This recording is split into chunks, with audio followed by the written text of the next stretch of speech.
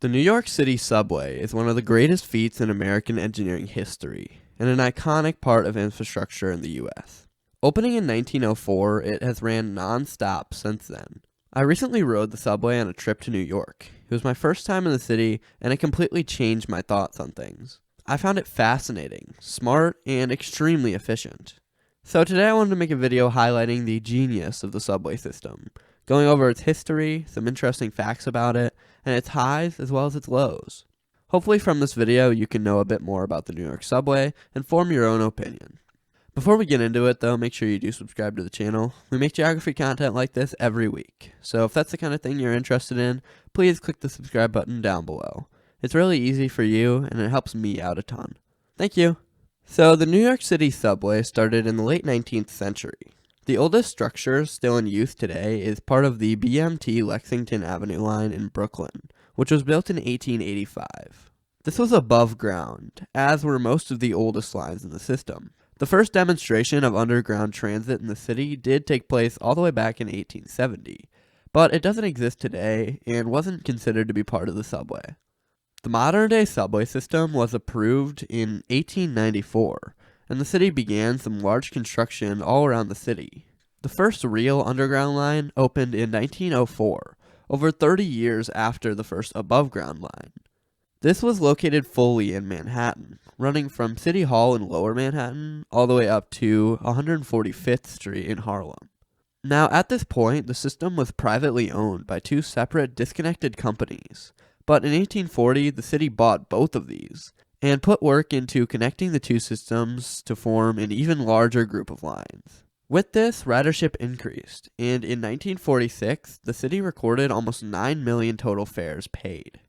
This seemed to be the peak for the system, though, as things went downhill with an increase in crime and graffiti. Things were not in a great place for the subway system during the 70s and 80s. And though conditions slightly improved in the 90s, the turn to the 2000s saw some obvious major problems. The 9/11 attacks affected multiple lines in Lower Manhattan, two of which ran directly underneath the Twin Towers and took years to repair. As well as this, 2012 saw Hurricane Sandy flood several of the underwater tunnels, especially near the New York City harbor, which took around 6 months to repair. As well as this, the 2020 pandemic obviously affected ridership greatly, and the subway is still yet to return to the ridership of years like 2015 to 2019. Now, though I hit you with some downers there, that doesn't mean things are bad for the subway system present day. There have been several upgrades and improvements that have put the subway in a much better spot. So let's talk about that and give you an overview of the system and show you what makes it so great. So with it being opened in 1904, it's considered one of the oldest transit systems in the world.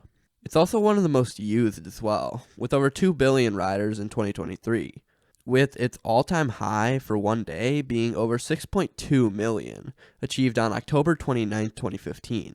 It has 472 stations throughout the system, which is the most in the world. It also has 665 miles of revenue tracks, 40% of which are above ground, meaning only 60% are actually the traditional underground that you expect. The total budget for the system is $8.7 billion, making it higher than 21% of the world's countries.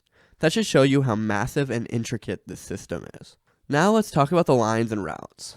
So there are 28 different routes or services throughout the city, designated by 11 different colors. Those colors are blue, orange, lime, gray, brown, yellow, red, green, purple, turquoise, and dark gray. When I visited New York, I took the red line, as well as the orange line as I traversed Manhattan, slightly into Bronx.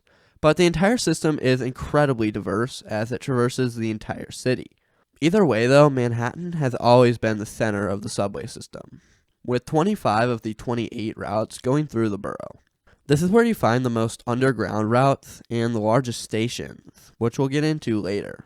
What I loved about the New York subway was the efficiency and grandness of it all. Though it was chaotic for an out-of-towner, it still felt so simple and well-flowing. Now, in a city like New York, most people have no choice but to use the subway, since there are just too many people and not enough room for significant car ownership. But in smaller cities, I think the only way you can get people to use transit like this is through the fast-paced efficiency that the subway system has managed to bring. Recently, they introduced the Omni payment system to the subway, which uses fully contactless payment rather than the old MetroCard system. This meant you can use any card and simply tap the screen to pay the $2.90 fare and get into the station. It's quick and effortless.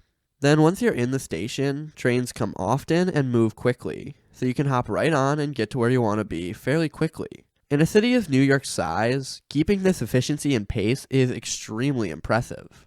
The whole system is impressive, actually, with the massive size and intricacies of it all. There are massive stations, like Penn Station, for example, that in some places look like a massive mall, and I only explored a small portion of it. The entire thing just felt so much easier than I expected. As well as this, it felt so much safer than I was expecting. There was law enforcement placed at most stations, with over 2,000 placed throughout the system, and I didn't have a single sketchy encounter. The subway is made out to be a scary, crime-ridden area, but locals will tell you that if you use common sense, the likelihood that something bad will happen to you is slim. There were 570 felonies on the subway in 2021, and with 472 stations throughout the city, there were only 1.2 felonies committed per station per year. Now, overall crime may be higher than this, and nobody's saying that it is 100% safe and risk-free. But especially with the recent increase in law enforcement, things are not in a bad place. Now, this has taken time though. The subway system has still gone through significant challenges, and does have problems. In 2009, it went through major budget cuts, resulting in multiple increases in fare prices, as well as the removal of multiple services. Now, to get to where it is today, it dealt with a 4-year state of emergency to solve the problems of derailments, track fires, overcrowding incidents, and more. This came after 39 people were injured in 2017 on an A train when it derailed near 125th Street in Manhattan. Something like this happened again the next month, being due to improper maintenance. This resulted in a $9 billion plan to stabilize the system and prevent continued decline. It has also dealt with problems related to the overall capacity. New York is a massive city with so many different people, cultures, and needs. There are so many people using the subway, and there's only so much that can be done to combat this, which has resulted in many instances of overcrowding.